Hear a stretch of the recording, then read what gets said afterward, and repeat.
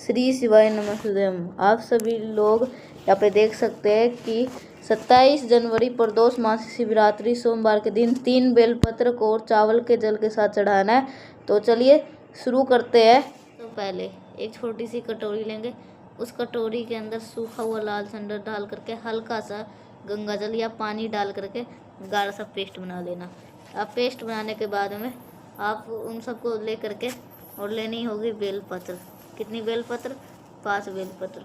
ध्यान रखिएगा, सोमवार का दिन है, बेलपत्र की महत्ता सोमवार के दिन बढ़ जाती है। कहीं से भी इंतज़ाम कर लो, 5 बेलपत्र लेना है आपको। 5 बेलपत्र लेनी है। 5 के 5 बेलपत्र, जो मेन पत्ता होता है बेलपत्र का बड़ा हुआ, इसी बड़े पत्ते के ऊपर ऐसे करके ओम का निर्माण कर देना। जैसे मैं निर्माण कर रहा हूँ, ऐसे को भी ऐसे सुंदर सा ओम बनाओगे।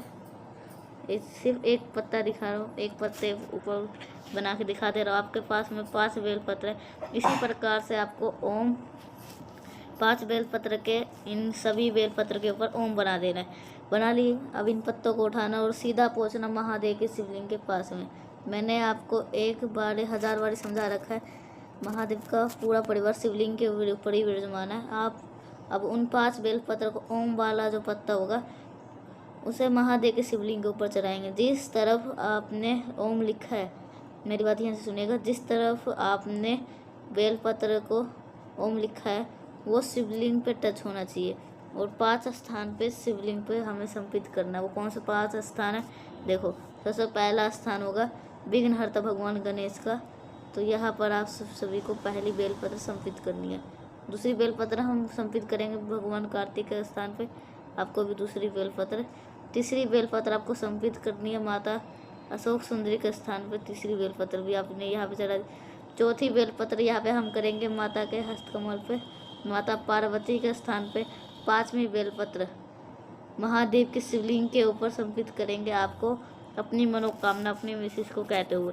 ध्यान रखिएगा, सभी जगहों पे जब बेलपत्र समर्पित करोगे तो आप सभी लोगों को श्री शिवाय नमस्तुभ्यम का जप जरूर करना है। और जब लास्ट में आपको उस एक बेलपत्र को महादेव के शिवलिंग के ऊपर चढ़ा रहे हो तो आप लोगों को अपनी मनोकामना कह देनी है। और इतना कहने के बाद में आपके पास में जब तांबे के लोटे में जल होगा तो जिन जिन स्थान पे आपने बेलपत्र आपने ओम वाला समर्पित किया है उन्हीं जल स्थान पे थोड़ा थोड़ा जल चढ़ाना है।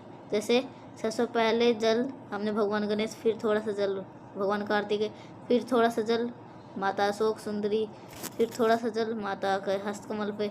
लास्ट में जितना भी जल आपके घर कलश में बचा है वो पूरा का पूरा जल महादेव के शिवलिंग के ऊपर चढ़ा देंगे। यह उपाय आपके अपने वर्षों पुरानी जो मनोकामना होती है, जो विशेष होती है, जिसके लिए आप चिंतित रहते हो, परेशान रहते हो, उन कामना को पूरा करने के लिए बहुत ही स्पेशल सा उपाय होता है। चलिए आगे बढ़ते हैं इस वीडियो के हम दूसरे उपाय की तरफ। ये जो दूसरा उपाय है ये आपको शहद के करना है और शहद में भी आपको ओम का ही निर्माण करना है। लेकिन सबसे पहले समझ लेते हैं इस उपाय की बेनिफिट क्या है। देखो, जैसे कि आपके घर में बच्चे, आपके घर के बूढ़े हो, आपके घर के हस्बैंड हो, आपके घर वाइफ हो, कोई भी ऐसा हो जो बहुत ज़्यादा चिड़चिड़ करते हैं, हर छोटी बातों से लेकर के गुस्सा करना, चिल्लाना, ऐसे स्थिति आपके घर में है तो आप सभी को शहद का ये उपाय करना चाहिए। थोड़ा सा आपको लीजिएगा, बहुत ज़्यादा लेने की ज़्यादा नहीं है। शहद लेना, शहद को लेने के बाद में सीधा पहुंच जाएंगे महादेव के शिवलिंग के पेश रखेंगे उत्तर दिशा, नो डायरेक्शन। आपके पास में जो शहद है उस शहद का 5 बार में महादेव के शिवलिंग के ऊपर चढ़ाएंगे। देखो मेरी बात को ध्यान रखिएगा, एक ही बार में नहीं चढ़ा देना है। जितना भी शहद आपके पास में है, ओ धूतेश्वर महादेव, ठीक है, ओ धूतेश्वर महादेव के नाम से आपके पास में जितना भी शहद है उस शहद का लेपन 5 बार में गिरा करके और महादेव के शिवलिंग के ऊपर करेंगे। अब लेपन तो आपने से शहद का कर लिए। अब जो भी व्यक्ति आपके घर में काफ़ी दिनों से बीमार पड़ा है, उस बीमार व्यक्ति का स्मरण करके नाम और गोत्र बोल करके जो शहद का लेपन किया है उसी 3 उंगलियों से, उसी शहद, अलग से शहद नहीं लेंगे, उसी 3 उंगली से एक ओम का निर्माण कर देंगे। आपको शिवलिंग के ऊपर ही यकीन मानिए, जब आप इस उपाय को विधि विधान के साथ में कर लिए, नियम के साथ में कर लिए, जो भी बच्चा आपके घर में क्रोध करता है, जो भी बड़े जो भी है घर के क्रोध कर रहे हैं, गुस्सा कर रहे हैं, उनका गुस्सा भी धीरे धीरे करके शांत जरूर हो जाएगा और आपके सभी लोगों के जीवन में सफलता जरूर मिलेगी। इतना करने के बाद में लास्ट में आप सभी लोगों को 1 लोटा शुद्ध जल तांबे के लोटे से श्री शिवाय नमः शुद्धम का जप करते हुए ज़रूर समर्पित कर देना। करके देखिएगा इस उपाय को, बहुत प्यार सा, बहुत स्पेशल सा था, आप सभी को जरूर करना चाहिए। 2 उपाय आपको समझ आ गए। आगे बढ़ते इस वीडियो के हम लोग तीसरे उपाय की तरफ, जो कि आपको करना होगा घी के साथ में। और यहाँ पे आप हमें पे ओम का निर्माण करके ही करना है। क्या बेनिफिट है, कैसे करना है, इसकी बात हम तब करेंगे जब आप सभी लोग कर लोगे वीडियो को लाइक। जिसने भी चैनल को सब्सक्राइब नहीं किया है, वो आवाज़ पहली बार सुन रहे हैं, चैनल को ज़रूर से करिएगा सब्सक्राइब। देखो आप ध्यान से सुनिएगा कि आपको घी ले लेना, घी के बाद घी ले लेना, आपको गौ माता का घी लेना है। इस उपाय को जब करते हो तो बेनिफिट क्या होने वाले हैं पहले समझ लेते हैं। जैसे कि मान लो कि कोई भी इंसान है जिसकी दवा करके थक चुके हो, उस इंसान का जो रोग है वो ठीक नहीं हो पा रहा है, जिनकी शुरुआत ही दवा खा के हो रही है, तो आप करिएगा। इसके लिए आपको पहले लेना होगा घी। घी की मात्रा बहुत ज़्यादा नहीं लेनी है, फिर भी कम से कम आधा चम्मच तो आपको घी लेना ही लेना है। घी का कितना पत्ता लोगे, 3 पत्ते लेंगे बेलपत्र के। कितनी होगी, 3 बेलपत्र आपको लेनी है।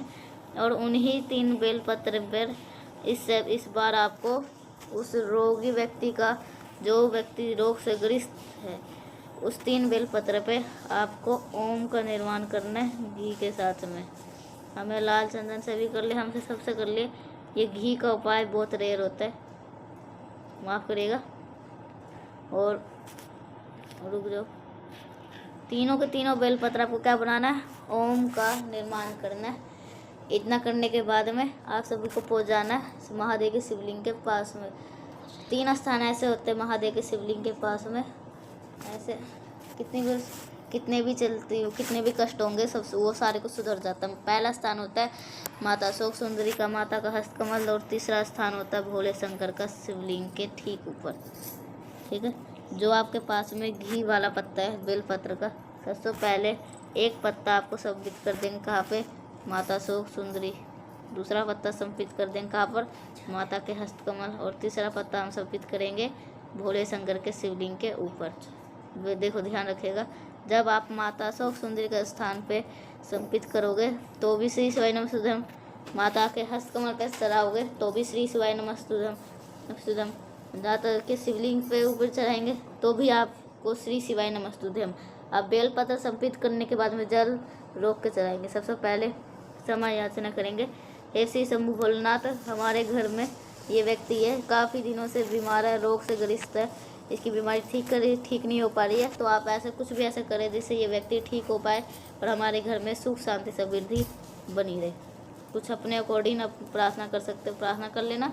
और देन लास्ट में आपको 1 लोटा शुद्ध जल तांबे के लोटे से श्री शिवाय नमस्तुभ्यम का जप करते हुए माता समर्पित कर देते हैं, तो आपके घर में कोई भी संकट नहीं आता है। रोग बीमारी तो कहाँ गायब हो जाएगी वो तो पता भी नहीं चलेगा। सबसे आखिरी उपाय की बात करेंगे, और ये उपाय आपका इच्छा पूर्ति के लिए होगा, जो बहुत बारी बता चुका है ये उपाय। और इस पे भी आपको ओम का ही निर्माण करना है।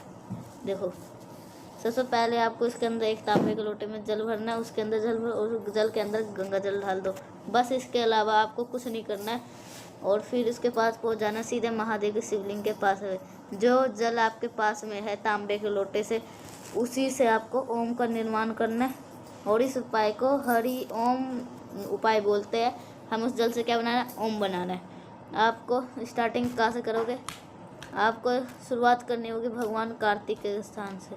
यहाँ से शुरू करके जल की धार लेके आओगे माता अशोक सुंदरी, यहाँ से जल की धार चढ़ाओगे भगवान गणेश के स्थान पे। जब यहाँ से लेकर के चले आए तो यहीं से फिर जल को घुमाएंगे और लेके आएंगे माता अशोक सुंदरी के स्थान पे। और फिर इस जल को, तो ये उपाय अच्छा रहा होगा तो लाइक करेगा। अगर कुछ समझ में नहीं आया, नीचे कमेंट सेक्शन में भी आप सभी लोग पूछ सकते हैं। अगर तो मिलते हैं नेक्स्ट पाए साथ, तब तक के लिए श्री शिवाय नमस्तुभ्यम।